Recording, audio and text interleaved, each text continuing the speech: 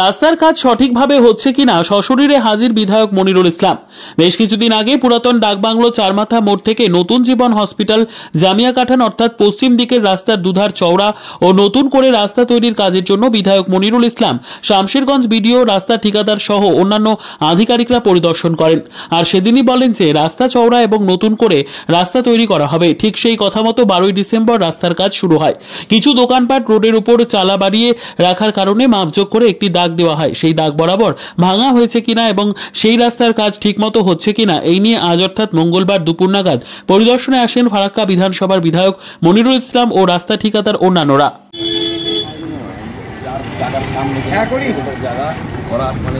আমরা দেখছি কনফার্ম হয়নি।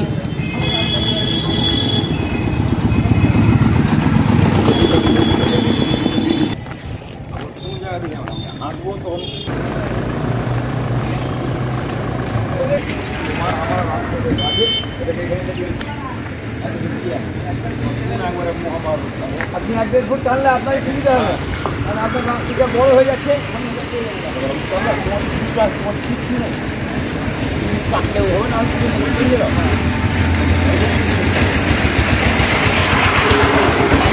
কি পরিদর্শন করেন আজকে এখানে? আজকে আমাদের NH 34 পুরনো NH 34 পুরাতন ডাকবাংলা থেকে আমাদের জিগড়ি মোড় থেকে নিয়ে LCD ঘাট পর্যন্ত 13.5 কোটি টাকার কাজ কিছুদিন আগে আমাদের উদ্বোধন হয়েছিল, সেটা না শেষ হলো, তার কাজ চলছে। একটু রাস্তাটা আমাদের চওড়া করার ব্যাপার আছে, তার জন্য আমরা যেখানে যেখানে দাগ দিয়ে গেছিলাম সেগুলো মানুষ খুব, আমি ধন্যবাদ জানাবো এখানকার মানুষ, সচেতন মানুষ, বুদ্ধিমান মানুষ। আমি যে কথা দিয়ে মানে দাগ দিয়ে গেছিলাম তারা আজকে যে পরিদর্শন করতে এলাম তার আগে তারা ওখান থেকে সরিয়ে নিয়েছে আর কি। তার জন্য এলাকাবাসীকে ধন্যবাদ দেব। আমরা চাই আগামী দিনে যানবাহন বাড়ছে, মানুষজন বাড়ছে, রাস্তাগুলো আস্তে আস্তে দখল হয়ে যাচ্ছে। তো আমি দোকানপাট উঠাচ্ছি না, কিন্তু যারা একদম ফুটপাথটাকে সামনে নিয়ে চলে আসছে তাদেরকে বলেছিলাম, রিকোয়েস্ট করেছিলাম, তারা সবাই আমার কথায় সম্মান জানিয়েছে।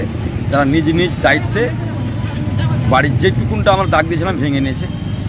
তারই কাজের আমরা পরিদর্শন করতে বেরোছি, কোথাও যেন কেউ অসুবিধার মুখে না পড়ে এবং রাস্তাটা যেন ভালোভাবে হয়, যেভাবে সরকারের শিডিউল আছে শিডিউল অনুযায়ী কাজটা হয়, তারই একটা পরিদর্শন। কিছু কিছু বাড়িঘরে এখনো কিন্তু ভাঙেনি দাগে দেওয়া, সেগুলো না আমি যতটা নজরে পড়লো সবগুলো ভেঙে নিয়েছে, 2-1 জন আছে ওরা বললাম আমি ভেঙে নেব।